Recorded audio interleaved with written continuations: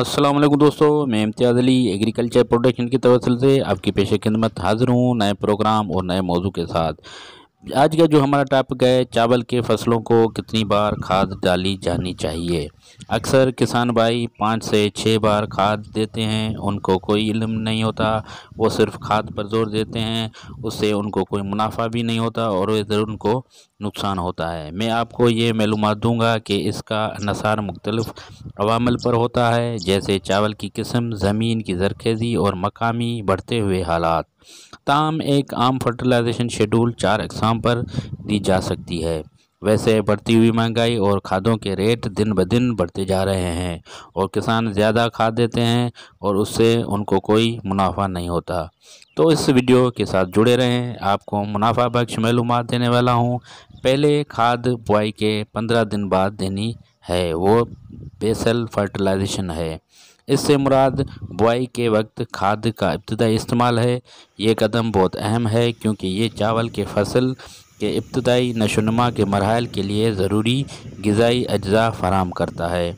Basal fertiliser इब्तदाई नौजवान पौधों को फौरी तौर पर ग़िज़ाई अज्जा तक रसाई देता है और इब्तदाई नशोनुमा को फ़रोग़ देता है और जड़ों की मजबूती नशोनुमा करता है। मजमूई तौर पर पौधों की सेहतमंद रखने का बुनियाद रखता है, जिससे बेहतर पैदावार हासिल होती है।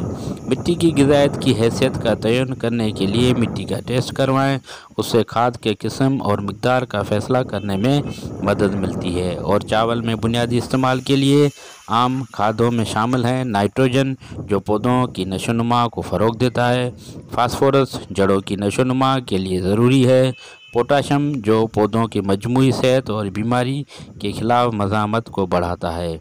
खाद को यकसा तौर पर तकसीम करें और बेसल फर्टिलाइजेशन की तजवीज़ करदा मिक़दार इस्तेमाल करें। नाइट्रोजन 30 से 40 किलोग्राम फ़ी एकड़, फास्फोरस 20 से 30 किलोग्राम फ़ी एकड़, पोटाशियम 20 से 30 किलोग्राम फ़ी एकड़।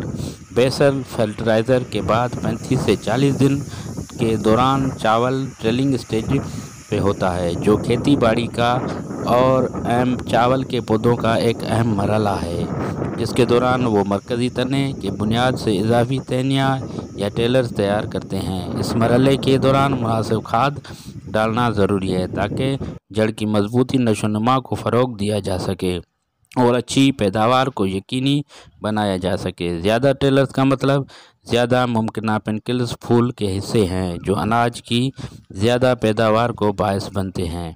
मुनासिब खाद डालना इस बात को यकीनी बनाता है कि पौधों में टेलरों की तश्कील में मदद के लिए मुनासिब ग़िज़ाई अज्जा मौजूद हों। ट्रेलिंग का मरहला आमतौर पर पेंदकारी के 35 से 40 दिन बाद हालात के बुनियाद पर सही वक्त है। मखसूस मिक़दार मुख्तलिफ हो सकती है, लेकिन आमतौर पर 30 से 40 किलोग्राम फ़ी एकड़ नाइट्रोजन खाद को पूरी खेत में यकसा तौर पर फैलाएं।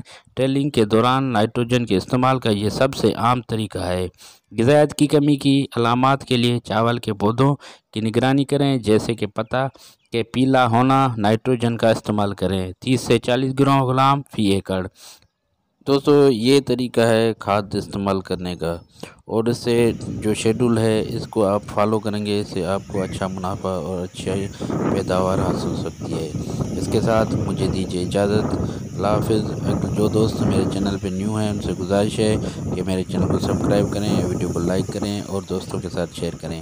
जो दोस्त मेरे चैनल पे सब्सक्राइब हैं उनके बेहद शुक्रगुज़ार हैं, उनसे गुजारिश है कि मेरी वीडियो को लाइक करें और शेयर करें दोस्तों के साथ।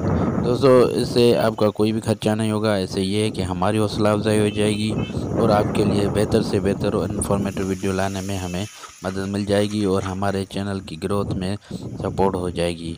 अगली वीडियो तक मुझे दीजिए इजाज़त। अल्लाह हाफ़िज़। पाकिस्तान ज़िंदाबाद।